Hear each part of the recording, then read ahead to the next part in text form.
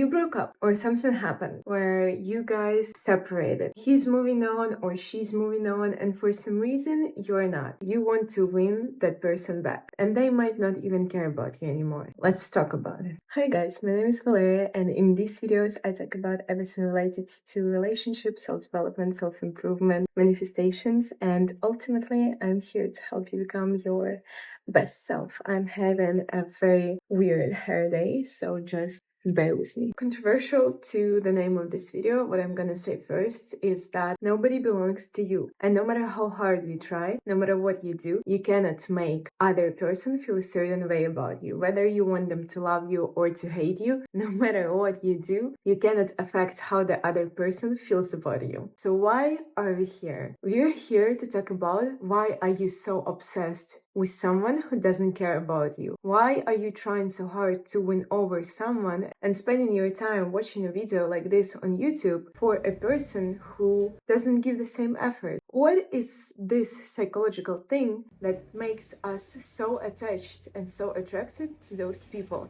And how can you be free of that? How to stop obsessing over someone who's over you, or how to stop chasing people who don't care about you. Instead of making them obsessed, you need to understand what is that you can do to help yourself to move on from the person who doesn't care. If they don't care about you, why cannot you stop thinking about them? You check your phone, no reply for them. You stalk their Instagram when they don't even know yours exists, or they blocked you, or they are moving on with their life while you can't. And you convince yourself that all you need is just one more chance to prove your worth. All you need is just one more try with them to show them how amazing, wonderful, incredible you are, so that when they see your worth, when they see how amazing you are, they will fall back in love with you. They'll be completely obsessed with you. That never happens. I need to turn the AC on because it's getting very hot. Why does it happen? First, the dopamine chase. Your brain is literally addicted to them. Just like we're addicted to social media. All those reels and TikToks give us small dopamine rushes, and we get addicted to them. Show me a person these days who doesn't scroll through Instagram, who doesn't spend hours of their life scrolling through Instagram or TikTok. Very rare. And those people know how to control their dopamine. What happens with people who play hot and cold with you? They give you this dopamine, this little dose that you get addicted to, and then they take it back. Even more than that, they might not give you anything. Your brain gives you anything you want by imagining things, by fantasizing about stuff that is not real. You're giving yourself that dopamine rush that you think is connected to that person, when in fact it's connected to your own fantasy. Your own fantasy is giving your brain that dopamine that you're craving after, that you need after, that you go back to thinking about that person and obsessing about that person. It's not about them. It's about your own brain. Once our brain gets a little bit of dopamine,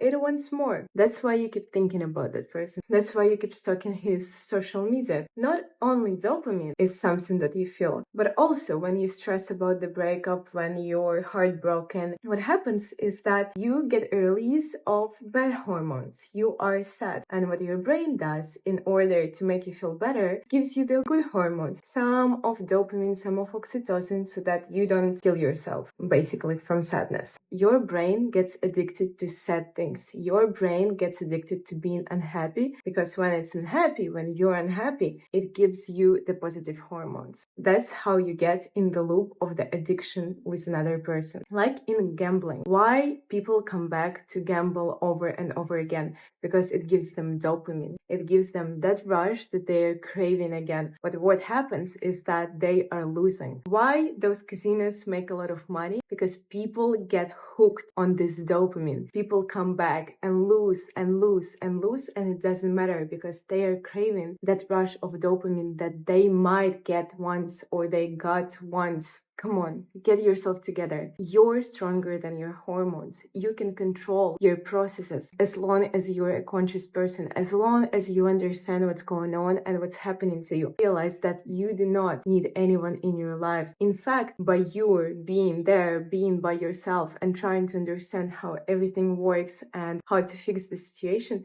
that is already enough willpower, enough energy to change whatever you want in your life, to change how you perceive the other person, and to change how you see the situation, the ego wound. If you're not craving dopamine, if you're not craving the positive hormones that this person gives you, maybe your ego was affected in the process. It's not even about them anymore. It's not about building a life with them anymore. It's about proving your worth. The question is, who are you proving your worth to? Is it you, or is it some figure in your head? Maybe your dad or your mom who left you, that you're trying so desperately to show that you're worthy of something. That if that person sees enough, they'll come back and see your worth. You're an adult now. And the only adult you should please, the only adult whose worth you should be seeking is yourself. And the other person can never satisfy this deep wound that you have inside yourself if the actual person you're trying to please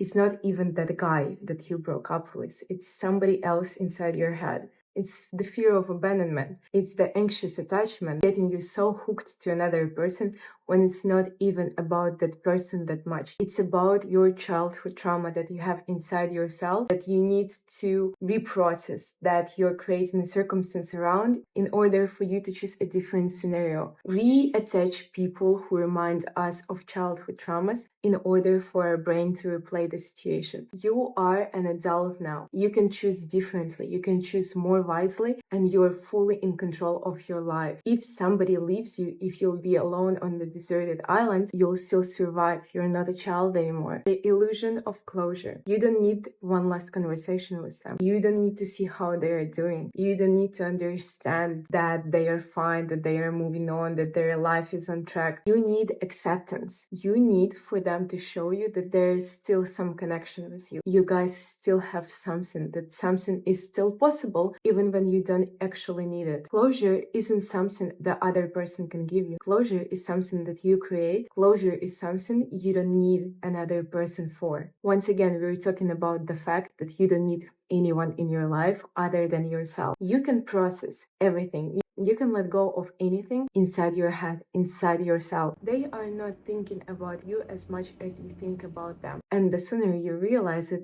the sooner you let go of that, the happier you'll become. The more time you'll have to heal and to live your life, because you only get one life. Why obsess over someone who is not in your life anymore? Who chose, or who through mutual decision decided that they don't want to be a part of your life, or they cannot be a part of your life. The hardest part about moving on is that we think we own people. Is that we think that if we get connected with someone, we share part of them. They are a part of our story. They are a part of us. Well, that is not the case. The inability to detach is just a sign that you're not properly separated from your parents, basically. You're not fully an adult yourself. If you cannot let go of that person, that is not love. That is emotional dependence. Love allows freedom. Attachment fears losing control of someone. You're not trying to win them back because you love them so much. It's because your anxious attachment style, it's because your attachment style is making you feel like the world is gonna end if you let those people go. How the other person feels about you, how the other person sees you, does not in any way define who you are. How you act on that, how desperate you are and how desperately you are trying to win them back, that's what defines who you are. Your actions do. And instead of being this desperate person, start focusing on yourself. Start giving all this love and attention back to yourself. That is the only way that if this relationship has a chance, it will work out. If you start focusing on yourself first. You depend on other people because your attention is somebody else. It's on other people. It's outside, not inside.